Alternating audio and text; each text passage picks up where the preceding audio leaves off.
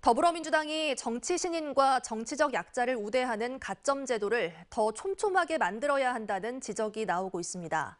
정당 정치가 처음일 경우 선거 경험과 관계없이 똑같이 우대받는 조건이기 때문입니다. 양현승 기자가 보도합니다. 민주당의 정치개혁은 여성과 청년의 정치 참여를 확대하는 것, 정치 신진 세력 등용문을 넓히는 게 곧 기존 정치 세력의 기득권 포기로 이어지기 때문입니다. 다양성의 원칙입니다.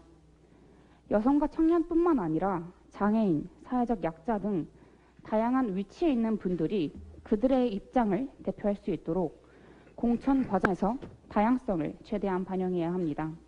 민주당은 여성과 청년 장애인에게 최고 25%, 정치 신인에게 최고 20%의 중복 없는 가점을 줍니다.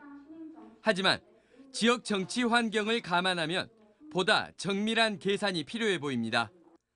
광역의원 선거에 출마한 민주당 소속의 한 60대 예비 후보는 삼선 조합장 출신입니다.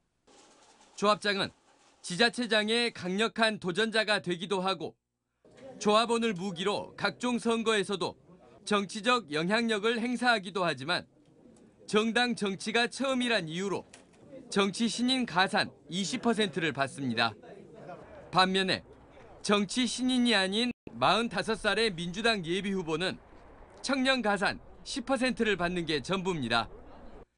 조합장이나 정치 관변 기관 단체장 등 정치가 익숙한 형식상 정치 신인들과 권리당원 확보 등에서 경쟁해야 하는 여성 청년층에 대한 안배가 더 필요하다는 지적입니다.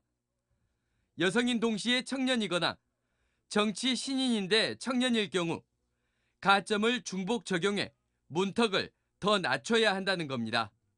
현행 여성 후보자 가산을 25%에서 30%로 증가하고 25%를 가산했던 만 29세 이하 청년은 50%로 15%에서 20%를 가산했던 만 39세 이하 청년은 30%로 증가.